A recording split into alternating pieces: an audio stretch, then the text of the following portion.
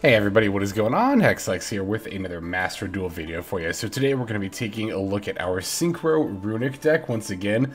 This has pretty quickly become, I think, my favorite variant of Runick, although to be fair, I've really only played this in the Invoked Runick.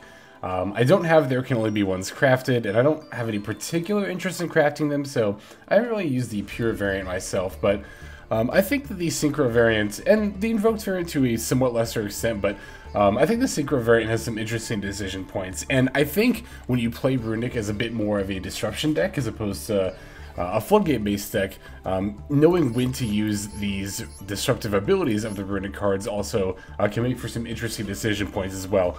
Despite being a fairly unpopular deck, I think, among most people, I am honestly fascinated by Runick as an archetype. As a deck, honestly, not just as an engine. I've thought about trying the Swordsoul Runick deck as well. I'm not really super convinced on how great that deck is, but if anyone in the comments can attest to it, definitely let me know. And if you want to see it, definitely let me know as well. But I really just like the way that Runick plays as especially as a mill deck. I think of honestly, just about any card game I've ever played, Runick is one of the more fascinating mill archetypes to me. For one, I think it's nice that it banishes when they mill, because especially in a game like Yu-Gi-Oh, just straight up milling cards to the graveyard, you're just gonna be doing your opponent a favor. So it's really the only way a mill archetype can be valid, honestly. And also, I think the fact that the mill comes tacked onto relevant disruption effects is also pretty cool. Again, if you're kind of using these as disruption tools, you really do have to be mindful of which ones you're using to summon a monster, which ones you're holding, which ones you're searching for, etc., etc. Runick Fountain is definitely a very powerful card. I don't think it necessarily deserves to get hit. I could see it maybe going to 2 if Runick persists as a tier 2 deck, but even then, I would think the floodgates should probably get hit before the Runick cards themselves. The one thing I will say about Runick Fountain is that if it's going to be a soft once per turn, I think they should have worded it where putting the cards on bottom of your deck is the cost. Because, as it stands, if you disrupt the Runick Fountain, then they could still, they still have the materials engraved to put back later. So, that is, my only real complaint about the card. Otherwise, it's obviously very powerful, but it's also, very much meant to be the powerful card that carries the archetype. Many archetypes have their, flagship, extremely powerful card, and for Runick's, it just happens to be the Fountain. I've seen people say Fountain should go to 1, I've even seen some people say banned. Definitely not banned. I don't think this card can really go to 1 for Runick to still be a valid deck. At 2, I could see, maybe they put this card to 2, and Runick can still function as a deck with only 2 Fountain, but even then, I think it's too early to say that. And even then, if you're gonna hit this deck, I think hitting the floodgates from the pure variant is the way to go. As far as our Synchro variant here, it's the same as the last time we featured it. I have made one very minor change in the extra deck, and that is to include the Stardust Charge Warrior. Yeah, the Fabled Synchro monster is just very narrow, and it never came up. So the Charge Warrior's draw has come up a little bit. One thing I am kind of considering for this extra deck is actually maybe including some sort of level 8 Synchro monster. There have just been a handful of times where I could potentially go for level 8 and, in the right scenario, having access to the right level 8 Synchro monster could be useful. I'd probably cut one of the 3 Geris for it. I don't think I've ever needed the 3rd copy of this card, so I could definitely see myself going down to 2. Could possibly maybe see myself cutting Instant Fusion and Allvain. I actually haven't ever Instant Fusioned for Allvain. The idea, of course, being that, Instant Fusion can only get us a level 2 tuner if we don't have a Fabled tuner monster, but it could also potentially get us one of our Runick monsters as well. We, of course, can do that with all of our Runick spells, but sometimes, maybe it's nice to have an extra summon on top of that, or whatever. That's the theory behind Instant Fusion in this deck. I haven't really used it to too much, grand success yet, but I haven't really drawn it, honestly. It just hasn't really come up, so I'd want to do some further testing before saying to just cut it all together, but I could see that being the case. Maybe cut Allvain and Instant Fusion, throw in a generic level 8. 3rd Hugin would be nice as well. I only have 2. The 3rd hasn't really come up, but if I had a 3rd copy, I would probably just play it over.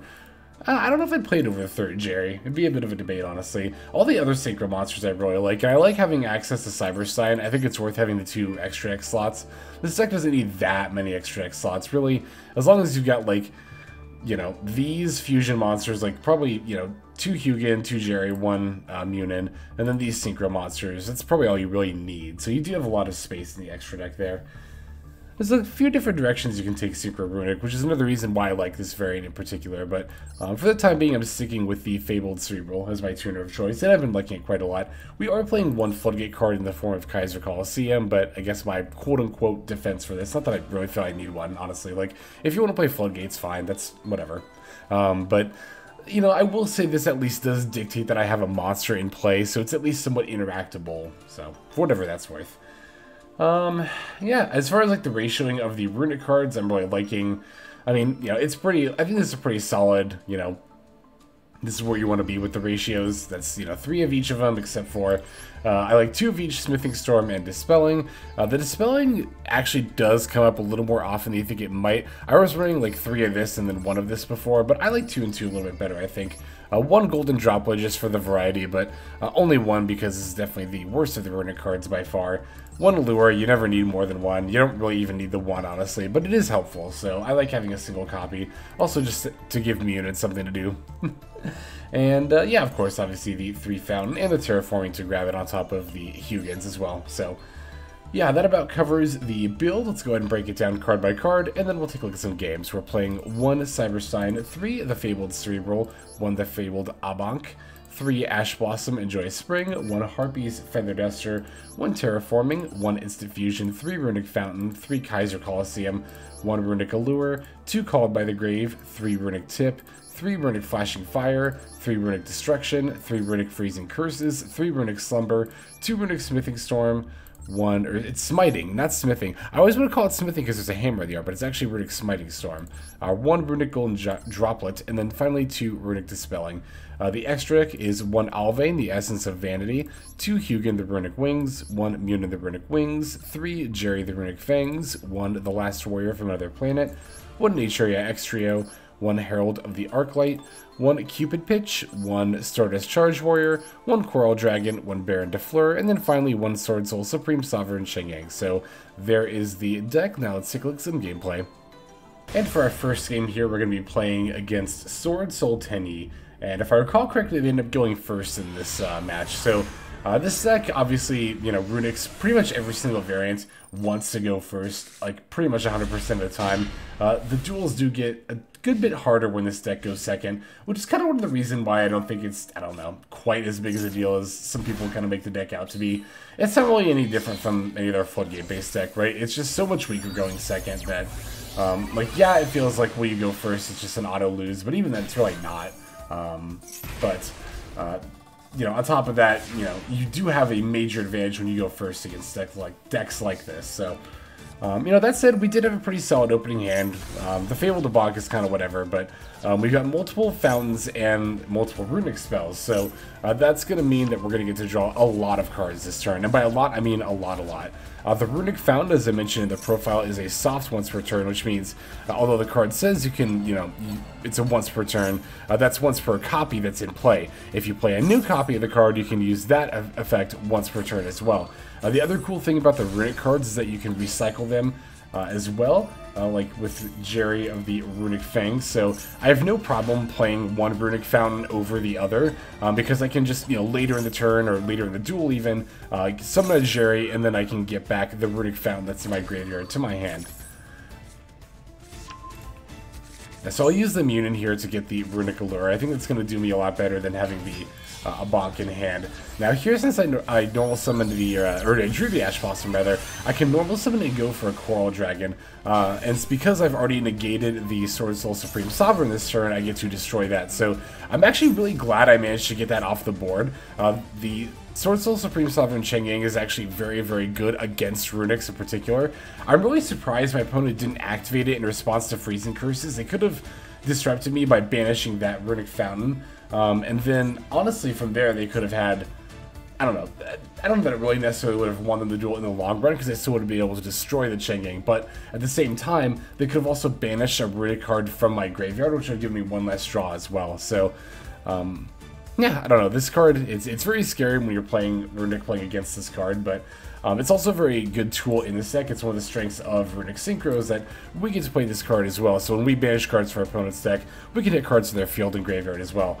Here though, like I said, I was able to negate it and just get rid of it with Coral Dragon before throwing down a Kaiser Coliseum. Opponent's only got one card in hand, so even though Coral Dragon's kind of a weak monster to leave up with the Kaiser Coliseum, I'm like, they probably won't have an out to it. And sure enough, they don't, and they just kind of concede. So that's actually a good example of where we kind of played Runick as a control deck. We were more forced to going second, but using the Runick spells more as disruption than milling, or like just locking our opponent out of the duel. I mean, we did do that with Kaiser Coliseum at the end, but again, it was on the back of a Coral Dragon. It was really more about grinding out the opponent's resources, and namely the very scary monster they had set up against us. One of the best cards to have against us. Makes going second against Swordsoul often very harrowing with this deck, but we managed to come out on top this time. So let's go and take a look at the next duel. Alright, for this one, we're actually going to be up against the mirror match, and Runick mirror matches are like, there's something else. They're honestly, I think in a lot of ways, disrupting the Runick Fountain becomes even more important in the mirror match, because obviously you not only want to keep your opponent behind, but also if you can keep them from cycling their cards back into their deck, that makes it much easier to then deck them out. So I'm going second again here. We have a pretty good hand. Like, we have a bunch of Runick cards. It's just a good hand overall, but the opponent kind of gets the initiative here, and we didn't open our Ash Blossom to stop this Hugin. Fortunately, my opponent does not really get to do a whole lot with their initiative. They just go for the, Munin and pass, or the Hugin rather. I draw the Terraforming, so I get to do that for the Fountain rather than use the Tip here, which is very nice. I'm going to start by using Freezing Curses on this Hugin here, and I want to do that at the beginning because I want to Destruction as soon as possible. I suspect my opponent probably has some sort of Runick card they're waiting to play in their hand. I have a kind of hard time believing they don't have any other Runick cards at all. They have a Skill Drain here, so that was the other kind of thing I was maybe expecting, was some kind of Floodgate, although I didn't really expect the Floodgates to affect me that much, but Skill Drain, definitely will, so. Yeah, at the end of this chain link here, I'm unfortunately not going to get to keep them from getting their Runick Fountain off. It's mainly what I wanted to go for. I was mainly hoping to use the Destruction on the Runick Fountain rather than the Skill Drain there. But, alas, my opponent is going to get to draw, and they do get to draw 3 cards. It's definitely not what I want to happen here. But I do have more Runick Fountains in my head, and I have more Runick Quick Play spells I can play. So even though my opponent got a draw off, like, it's definitely not the end of the, it's not the end of the world for me. Not by any means, honestly. Also, because my Hugin got removed from the field, that actually kind of works out, because it's going to make it easier for me to kind of, like, chain and go off with all these Runick cards. Here I maybe should have used Flashing, unless I already used Flashing Fire to summon this turn. I'm trying to remember if I did. I'm just looking at that Runick Slumber. Runick Slumber is usually what I like to save for when I actually have a Runick monster on board, because it's pretty easy to play. That's the other thing about playing Runicks that you have to keep in mind is the order in which you activate your Runick spells actually really does matter. You kind of have to keep in mind... Oh, I was waiting for this Runick Destruction, by the way, to target my Runick Fountain. That's mainly why I got the Munin there, and I knew it was coming, and I'm so glad I was able to counter it there. It's also nice to get, again, another Runick monster off the board, because now I can potentially use another Runick card, like this Smiting Storm, in order to play yet another Runick monster from my extra deck, to give me the opportunity to play another Runick spell. So, yeah, that's what I was talking about earlier. I should have played Flashing Fire instead of the Slumber in order to get the Runick monster out, because Slumber is a pretty easy Runick spell to activate. You really only need a monster on board. A lot of the other Runick spells do dictate that your opponent has to have cards on board. And sometimes there can be a hand, and this is definitely very much one of those, where if you activate the Runick Quick Play spells in the wrong order, then you're not going to be able to cycle all your fountains and get the maximum number of draws. So, like, if we go back through this turn, I think I fountained 3 different times that turn. Like, here's 1 I did, here's 2 or no, it's me activating Runick Fountain. Let's see, there's 2 that I did. And 3, yeah, or no, that was the opponent's. Yeah, so I got 2 Runick Fountains off that turn, but, it's not uncommon to have turns where you could have 3, or if you have a God turn, even like 4 different Runick Fountain activations. That would require you cycling through all 3 copies of your field spell, and then also getting one back with the Geri, but that's definitely not impossible. Again, it would take a really, really good hand, but... Yeah, so this is actually a matchup where Allure does come in huge clutch, is the mirror match. Obviously, there's a lot of quick play spells being activated, and it does actually count your opponent's quick play spells as well. So, it's funny, every time, every, instance they try to get against me of milling, they're going to end up milling themselves in turn. I even had the Destruction to follow up here, which is super gross. Oh, they have the Flashing Fire for the Hugin, though. That's right, that's right. Yeah, that's kind of the interesting thing about Hugin. Hugin's one of the rare instances in Yu-Gi-Oh! Where the effect can kind of disrupt a chain. Like you see, even though it's not part of the chain link, Hugin still was able to go off. It's because it's a destruction substitute effect. So when the destruction effect resolves, then it checks for Hugin instead, because Hugin is being destroyed instead. So that's why they were able to interrupt there. It's a bit counterintuitive, but it's something you do have to just be mindful of in this matchup. And now I get to banish like a whole bunch more cards of this Runick. Well, 2 more, but still. I got to banish, what, like 5 during that last chain link. Opponent's down to 11 cards in deck. I still have 23, so it's like... And funnily enough, that wasn't even my opponent's main phase yet.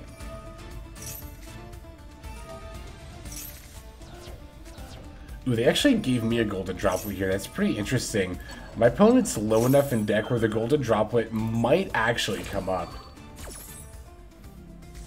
Like I said in the profile, this is definitely the worst of the Runick cards, which is why I only play a single copy of it, but that doesn't mean it's a bad card.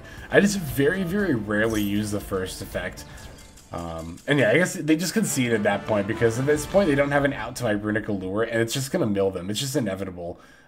Because obviously they're going to be playing quick play spells to try to mill me, but I have, in addition to like having to mill themselves to mill me, I also have, way more cards left in deck. So obviously in the mill mirror, that's super critical. It's even more critical than life points in most matchups, because the cards in deck represent not only your quote-unquote life total in a mill mirror, but also then, of course, your resources to mill your opponent as well. But yeah, it's another going second game where, it looks like kind of scary, but we ultimately managed to come back. So there's that one. Let's go ahead and move on to the next duel. This game is going to be against Numerons, funnily enough. So this... It's funny, I haven't been seeing a lot of Numerons on ladder, like at all lately, and I realized after playing this game, I think it might be because this is like, this has to be a god-awful matchup for Numerons, right? Like, Numerons always go second, so they give one of the decks that probably in this format wants to go first the most, the ability to go first consistently. But more than that, Runicks will very rarely put out monsters at all, and if we do, it's often just like one random monster in defense mode. So, it's very hard for Numeron to OTK, of course, on top of also, the disruptions of negating monsters and destroying special summoned monsters and using destruction on their Numeron network. Like, I can't imagine this is a great matchup. Now, the opponent does actually get to throw out a Joel and Lockbird here. And I mentioned, about a month ago when I made my best, in my opinion, best cards to counter Runick. Joel and Lockbird was one of the ones I mentioned. And I've teched it in a lot of decks, not just against Runick, but also against Baronne de Fleur as well. And this card will very much single-handedly stop me for the rest of this turn. It's actually not that big of a deal in this scenario, because I can just go ahead and use these Runick cards on my opponent's turn, and I'll just get my draws then, but... It's only not a big deal because it's a Numeron, and I know they're not really going to do much to me on their turn. Stopping me on this turn at this point is very critical. So I think for most decks, again, where an opponent playing a deck that had a more, what's the word I'm looking for? If my opponent had a game plan that didn't rely on me having, a bunch of monsters in play and OTKing me that way, then they'd definitely be looking a lot better than my opponent is now. So, alright, I did manage to draw two Cerebral actually, but at least one Cerebral, so I'm going to try to go for my Baronne here. It's kind of one of the main things you do with the Synchro Runick deck. The idea is that you want to go for Baronne with Kaiser Coliseum, and then that's kind of how you stop your opponent. So you do that by going for Cupid Pitch and increasing the level, and then you use another Runick spell to go for Geri. There's your level 4 to make 10. The opponent's going to negate my Cupid Pitch, though. This is kind of one of those situations where, like, maybe a level 8 Synchro monster might have been good, but I don't even know necessarily which one I'd want. Weirdly enough, I did kind of think about Stardust Spark Dragon for its ability to potentially protect Runick Fountain from effects that destroy. It's a little narrow, it's a bit niche, but I don't think it's, like, the worst, I don't think it's the worst option. We don't play the Link monsters, so you can't really use Borreload. You know, Chaos Ruler doesn't do anything in this deck. Dragite doesn't do anything in this deck, so it's like, yeah, we are a bit limited in the level 8 Synchros we can use. But it's got an Ash Blossom for our Runick draw, but thankfully we have the Called by the Grave, so get to stop that. Now I'm also kind of debating if I want to go for one of my level 6 Synchro monsters here as well. Because I do have the Fabled Cerburrel to potentially go for another Synchro next ball, but then I don't have a level 8 is a problem. But I can still get at least another draw out of Stardust Charge Warrior, so I gotta go for that here. This is actually yet another reason why I've kind of considered playing a level 8 Synchro, is that, you know, in the situation where I have Stardust Charge Warrior plus one of my level 2 tuners, you know, I could use something. Actually, here's another reason to make a level 8, is that with this hand, if I'd had it, I could use Instant Fusion for Allvain, make a level 8, then potentially, you know, use one of these two tuners to make a level 10 with the 2 and the 8, so yeah, I don't know. I'm going to be looking at generic level 8 Synchros, I think, between you know, these games and then next time I play the deck. Again, Stardust Spark is the one that's like kind of at the top of my mind. If you've got any suggestions, definitely feel free to let me know in the comments there.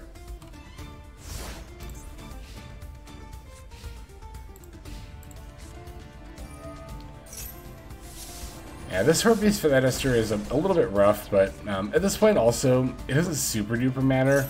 I've been paying attention to my opponent's mills throughout the game, and obviously I saw the Numeron calling, so that's why the Stardust Charge Warrior came out in defense mode there. And thankfully, because of Geri's Destruction effect, I'm very much not going to be losing the duel here. There's also two of my opponent's Numeron callings gone, so it's pretty likely, you know, that they're not going to be able to even have another chance to OTK after this, let alone, you know, actually manage to pull it off. Because, you know, on my turn, I get to do more milling. Ideally, I guess I don't technically have any Runick cards in hand, but I have 5 cards in hand. To them, I probably have a Runick spell, but it won't take too much more milling to get rid of their last Numeron calling, and they're just out of options at that point. I don't know why actually they conceded necessarily, because I was looking through their extra deck before I started this replay, and I did notice that they had the Infinitrack Link monster, and I mean, that's definitely an option to victory, like if I didn't have anything, which to be fair, I didn't, so I mean, I guess I can also, you know, just pretty easily Runick Flashing Fire it or something, but still, maybe a bit of an early concede in my opinion, but we'll take it all the same. So we have one more duel to watch. Let's jump straight into it. And our final duel for this video is going to be against Adamantipator. It's actually another 40 card. Well, I say another 40 card variant because I recently tested my 40 card variant. And don't worry, I did see all the comments that were saying, suggesting the Naturia Beast and Extrio build. I do actually want to try that. I just have to decide if I want to craft, you know, Naturia Beast and or Barkion. We'll see. We'll see what we end up doing. But opponent gets to take the first turn. Once again, we're going to be end up going second here.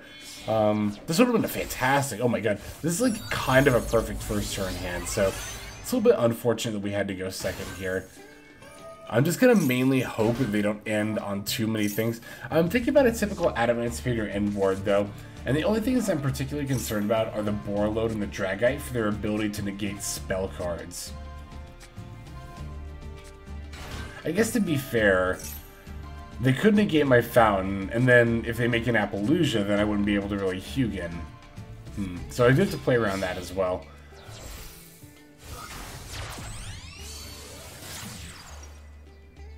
Yeah, opponent's getting to do pretty much everything that Adamantipator's want to do here, so kind of a dream boat, although from a dream board, I would say dream boat, I would say dream board.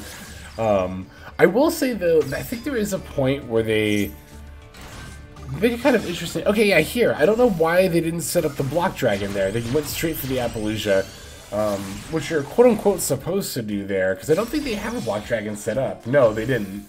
I got very lucky, actually, that my opponent didn't set that up. They just went for these two here. What they should have done at, let's see, where is the Appaloosa summon? I think I scrolled past it. Oh yeah, I definitely scrolled past it. Yeah, here it is, the Appaloosa summon. They definitely should have overlay these into Gallant Granite, detach to search for Block Dragon first, special Block Dragon, then use Gallant Granite, Block Dragon, and Dodo Dodo Do to go for Appaloosa. That would have given them the Gigantes, the Researcher, and the Seeker. Now, granted, they did already do some excavating, but just, I mean, still having those monsters on board is obviously going to give them more materials to work with, and obviously the Block Dragon itself as well. They could have, like, at very much bare minimum, ended on a Baron, an IP Masquerade. Well, they could have gone for Union Carrier too. When they're playing the package, I saw it in their deck, so, yeah, I don't know. They definitely could have ended on a lot worse, which is very good for me. Definitely very good for me, as I only have to worry about this one Boarload negate, and that's it. So, I'm betting that, yeah, I can pretty easily beat the Boarload negate just by activating Runick Fountain, and then I can just Freezing Curses, because they don't have any way to stop it, because they didn't drop a Dragite or a Baron or anything else on the board, so. To be fair, even if they had gone for the Buster Lock setup, I don't technically need my extra deck right now, and I probably could have gotten to a point where I could have gotten rid of that. Like, it could be Destruction on the Buster Lock if I really need to go into my extra deck.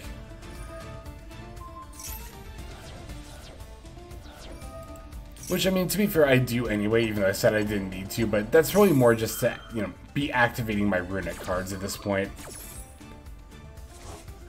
Other nice thing, too, about this current situation is that because my opponent went through a lot of their deck already, it's going to be a lot easier for me to mill them out. Now, I do have to kind of pass under what seems like kind of precarious circumstances here, but the Boarload is just a 3000 beat stick.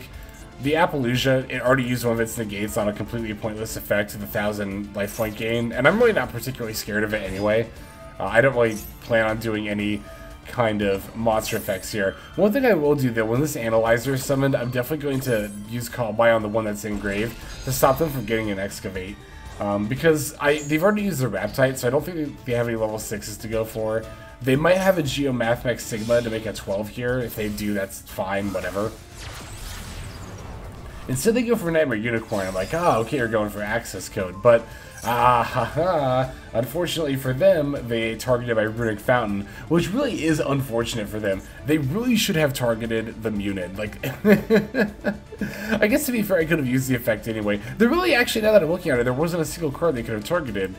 Because I was also thinking they could target the set monster, but Munin protects set monsters as well. It says set cards, so I guess this Nightmare Unicorn, they should just not activate it, really. Because if they'd gone into Access Code Talker, that doesn't target.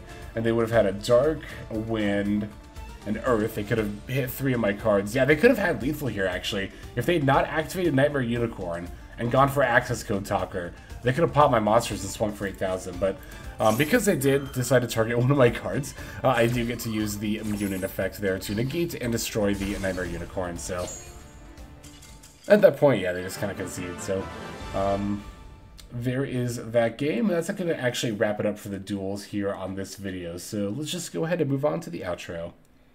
Alright everybody, thank you so much for watching all the way to the very end of the video like this. That means a whole lot to me. Not just personally, but it's also a great way of supporting the channel as well. If you're interested in supporting the channel in other means, you can of course feel free to comment and or subscribe right here on YouTube. I'm always looking to the comments section. You guys leave some pretty awesome feedback as far as like constructive criticism goes when it comes to deck building, gameplay, channel content, all that stuff. So feel free to leave your opinion down there. I will be sure to take a look at that there.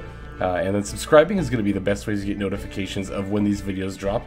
That does happen every day, by the way, so if you're looking for daily Master Duel content, you've come to the right place. And there are more places where you can get some daily Master Duel content. If you check out the description below, follow the top link over to my Patreon page. There for just $5 a month, which is as much as you pay for a booster pack. You'll find a lot more value than a pack full of filler over there. We've got some previews for content upcoming here on the channel. We've got some exclusive games that are only posted over on Patreon over there. We've got some Q&As, and then you can also have your name featured in this lovely credit sequence where I thank all of the people who are helping contribute over there on Patreon. It's a huge support to the channel, and it really means a lot as well. So thank you everyone who is donating that is featured here on screen. And again, you know, it's not just a pure donation. You do get some more daily Master Duel content over there just for being a part of the Patreon. But I think that's about all the time that I have for today's video. Once again, I just want to thank you so very much for sticking all the way to the end of the video. Again, it just means a lot, as I do put a decent amount of work into getting these videos out every single day. But that's about all the time that I've got for now, so without further ado, this is Hexlex. I'm signing out, and I hope you have a fantastic day.